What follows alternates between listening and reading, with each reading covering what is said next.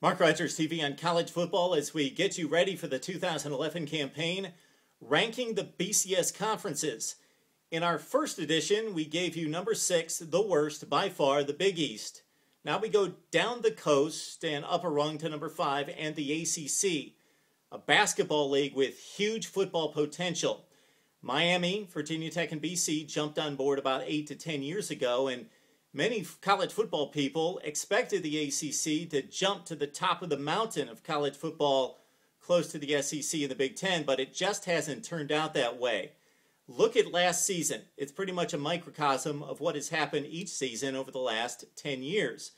Virginia Tech, the champion of the ACC, the best team in the conference, getting pasted in the Orange Bowl by Stanford 41-12, losing its biggest non-conference game of the schedule, the biggest in the entire league, to Boise State, then also suffering a debacle against James Madison. So Virginia Tech 0 for 3 in big games outside the conference. And that's the way it's been for the ACC. Look at last year in competition against the other BCS conferences, 10 wins, 19 losses.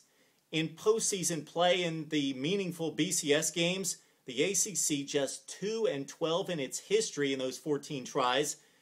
And those wins over Cincinnati, if you can really count that one a couple years ago in the Orange Bowl, and also against Virginia Tech when the Hokies were part of the Big East. This league has a lot of potential, though. It's got the big-name schools in Miami, Florida State, and Virginia Tech. It's got a rich recruiting base in the South, but so many problems off the field that will affect what's happening on the field. We've all heard what's going on in Miami. That's a mess. And the Canes program hanging in the balance. Who knows what type of infractions and penalties are upcoming in Miami. North Carolina is still on the NCAA radar.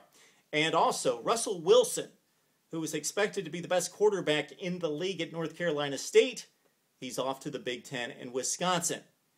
Nevertheless, the ACC could possibly field its first legitimate national championship contender for the first time since going back to that great Miami team in 2002.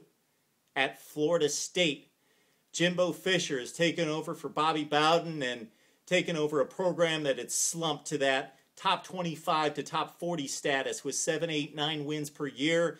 And he's recruited a monster. He's coached them up. He's coached up the defense in particular, bringing in Mark Stoops to replace Mickey Andrews, and a lot of happy faces in Tallahassee over that move. Specifically defensively, let's point out 3 key players to look out for in 2011. Brandon Jenkins, defensive end. Also Nigel Bradham, linebacker, and Xavier Rhodes in the secondary, the 3 standout players for the Noles this season.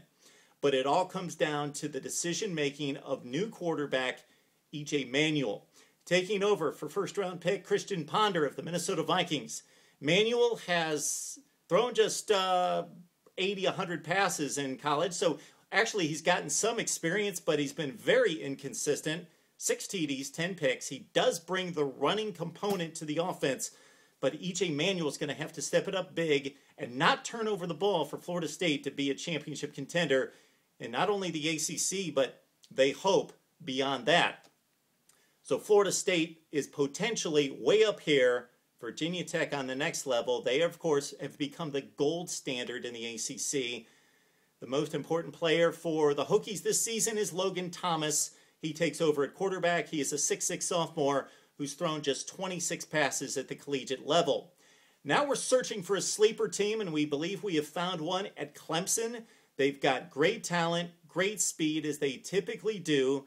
They fell off to 6 and 7 last year, but they brought in a monster recruiting class, top 5, top 10 in the country, and they've got a new quarterback in Taj Boyd, who's going to be called upon to run a new no-huddle, up-tempo offense. Think of Oregon in some ways.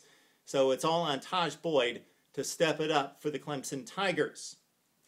Big non-conference games to look out for. Let's run them down. Northwestern at Boston College. And that's a matchup of some higher learning and some also mid-tier Big Ten versus ACC. Maryland at Notre Dame. We also have Miami taking on Ohio State. This time the Buckeyes have to come to Miami And the Canes catch the Buckeyes when they're vulnerable, missing 4 of their top offensive players due to suspensions, as we well know, in the first 5 games. So Miami could possibly catch the Buckeyes at their weakest.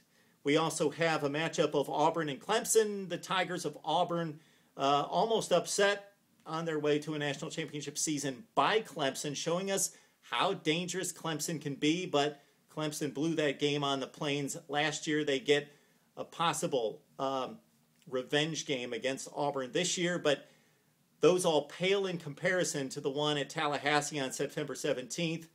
Number 1 Oklahoma comes to town, and Florida State blown out by the Sooners last year. They're looking for payback, but most importantly, to make their statement in the national championship race for themselves and for the ACC, because it's generally not been pretty for this conference in competing on a national level in the 2000s. That's my look at the ACC on Mark Rogers TV. We placed them number 5 out of the BCS conferences. Would love to hear what you have to say.